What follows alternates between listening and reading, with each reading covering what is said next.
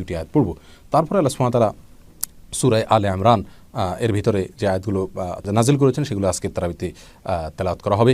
এবং এই আয়াতের শুরুতে আল্লাহ সুবহানাহু ওয়া তাআলা আয়াতগুলোকে দুই প্রকার করেছেন, কিছু মুহকাম, কিছু মুতাশাবা। মুহকাম মানে হলো যেগুলো স্পষ্ট বিধান রয়েছে, আর মুতাশাবা মানে হলো যেগুলো প্রাজ্ঞ আলেম ছাড়া অন্য কেউ বোঝে না। মুহকামগুলোকে আমাদেরকে ফলো করতে বলা হয়েছে। তারপর বলা হয়েছে যে শাহিদাল্লাহু আন্নাহু লা ইলাহা ইল্লাহু ওয়া উলুল ইলমি কায়িমান বিল কিসত, আল্লাহ সাক্ষ্য দিচ্ছেন তিনি ছাড়া সত্যিকারের কোনো মাবুদ নাই, এবং আলেমগণ সাক্ষ্য দিচ্ছেন। এখানে আলেমগণের সাক্ষ্যকে দলিল হিসাবে উল্লেখ করা হয়েছে। আলেমদের মর্যাদা এখান থেকে পরিষ্কারভাবে বুঝে আসে। এরপরে আল্লাহ সুবহানাহু ওয়া তাআলা একটা পর্যায়ে বলেছেন কুলিল্লাহুম্মা মালিকাল মুলক, রাজত্বের মালিক আল্লাহ সুবহানাহু ওয়া তাআলা, যাকে ইচ্ছা তিনি রাজত্ব দেন, যার কাছ থেকে তিনি ছিনিয়ে নেন। এই বিষয়টি আমাদের গুরুত্বপূর্ণ একটি বিষয়, আল্লাহ তাআলা সেটি বলেছেন। এরপর আল্লাহ বলেছেন কুল ইন কুনতুম তুহিব্বুনাল্লাহ ফাত্তাবিউনি, তোমরা যদি আল্লাহকে ভালোবেসে থাকো তাহলে হে রাসূল আপনি বলে দিন যে আমার অনুসরণ করো। অর্থাৎ রাসূল অনুসরণ করলে সে আল্লাহর প্রেমিক বলে প্রমাণিত হবে। আমাদের উচিত হবে প্রত্যেকটা কাজে সুন্নাহ অনুসরণ করা, রাসূল কি বলেছেন সেটাকে ফলো করা, এটি আল্লাহর প্রতি মহব্বতের আমাদের প্রমাণ হবে।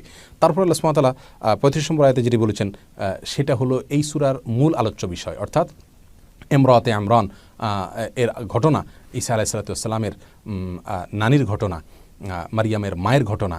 তো সেখানে সেই ঘটনার শুরুতে আল্লাহ সুবহানাহু ওয়া তাআলা কীভাবে তিনি তার গর্ভে সন্তান আসা পরে মানত করেছিলেন আল্লাহর কাজপত্র দান করবেন, অথচ সেটি মেয়ে হয়েছে। তারপর তিনি আল্লাহ সিদ্ধান্ত মেনে নিয়েছেন, আল্লাহ তাআলা তাকে মেয়ে দিয়েছেন, কিন্তু তিনি যে ছেলে চেয়েছেন সেই ছেলের চাইতে এই মেয়ের মর্যাদা অনেক বেশি, এবং তার নাম সুনাম সব কিছু বেশি ছিল।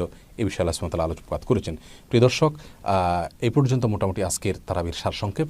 আসুন আমরা জেনে নেই যে চতুর্থ পারায় কোন কোন বিষয়গুলো থাকছে আজকের তারাবিতে ইনশাআল্লাহ। শুরুতে আল্লাহ সুবহানাহু ওয়া তাআলার গুরুত্বপূর্ণ একটি আয়াত থাকছে। আল্লাহ সুবহানাহু ওয়া তাআলা ইরশাদ করেছেন, আউযু বিল্লাহি মিনাশ শাইতানির রাজীম, লান তানালুল বিররা হাত্তা তুনফিকু মিম্মা তুহিব্বুন। এই আয়াতে আল্লাহ সুবহানাহু ওয়া তাআলা বলছেন তোমরা ততক্ষণ পর্যন্ত কল্যাণের অধিকারী হতে পারবে না যতক্ষণ পর্যন্ত তোমাদের সবচেয়ে প্রিয় বস্তু আল্লাহর রাহে দান না করবে।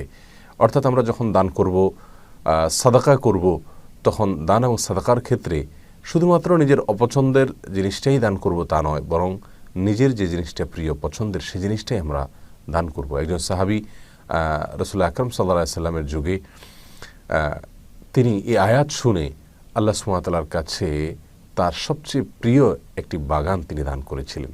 প্রিয় দর্শক, অতএব আমরা দানের ক্ষেত্রে শুধুমাত্র অপছন্দনীয় বিষয়গুলোকে, যেগুলো আমি নিজে ব্যবহার করতে পারি না, নিজে পছন্দ করি না, নিজের ভালো লাগে না, সেই জিনিসটাই শুধু আমি দান করব, এটা কোনো অবস্থাতেই আমার আল্লাহ সুবহানাহু ওয়া তাআলার প্রিয় পাত্র হওয়ার জন্য উপযোগী নয়। এই আয়াতের মাধ্যমেই আজকের তারাবি ইনশাআল্লাহ শুরু হবে। এরপরে 96 নম্বর আয়াতে, অর্থাৎ সূরা আলে ইমরানের 96 নম্বর আয়াতে আল্লাহ সুবহানাহু ওয়া তাআলা মক্কার বাইতুল্লাহ, আল্লাহর ঘর, এটার অর্থাৎ কাবার